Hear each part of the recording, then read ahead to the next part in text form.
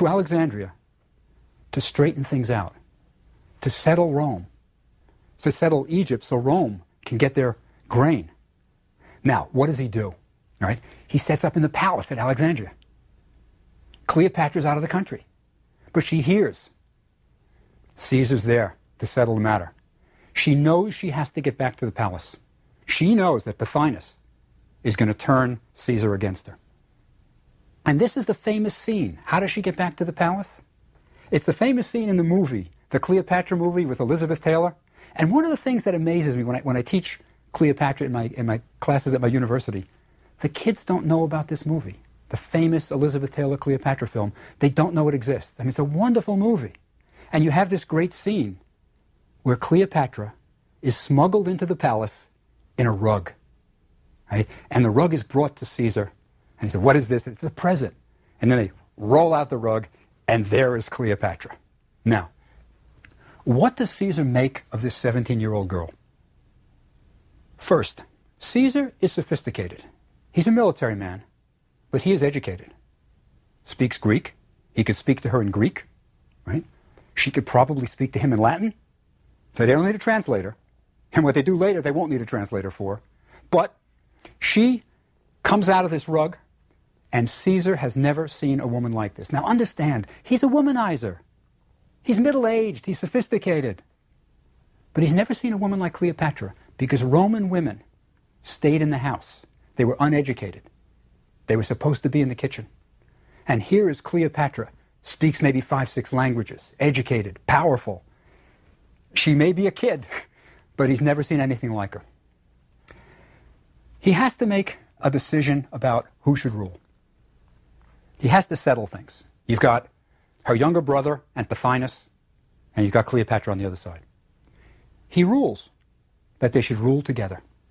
His decision is, no, we follow the will of her father, and they rule together.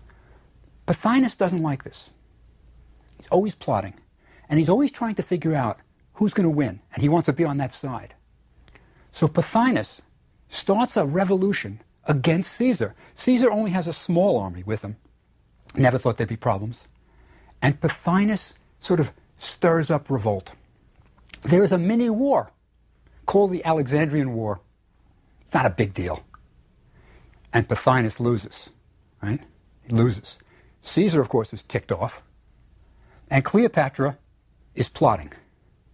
She has Caesar execute Pothinus. So he's killed. He's out of the way.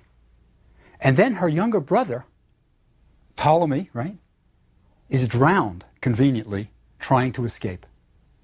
Cleopatra is on her own. She is ruler of Egypt. A teenager. What does she do? Well, I think she was rather cunning. She decides to take Caesar on a tour of Egypt. Smart move. Caesar, as I say, is sophisticated. He's been around.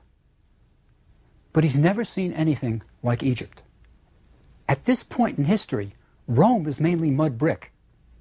The Rome that tourists see, the Rome that, everybody loves now, was not yet built. This is a stone nation, a nation built in stone, and he is going to be impressed. And she says, let's go on a boat ride, and I'll show you some of the things. So she intends to impress Caesar, undoubtedly. They go on a boat, which is, it's a Greek word, the megathalos, the big boat, the megathalos, big boat. It was a fabulous boat, practically a houseboat. Now, what would Caesar have seen on this tour? Well, as they go south from Alexandria, they would have seen the pyramids. Caesar would never have seen that. The pyramids that were built by Sneferu. The bent pyramid, the red pyramid, the Great Pyramid at Giza. They might have gone to Saqqara, and maybe for the first time, Caesar would have seen a mummy, an Egyptian mummy. And he would have learned about immortality, how the Egyptians believed in a kind of immortality that I think Caesar may have found appealing. The idea that you can live forever if you're preserved properly. But then they continue their tour south. And they go all the way south, right? They're going all the way to Thebes, the religious capital, which was called Waset by the ancient Egyptians. And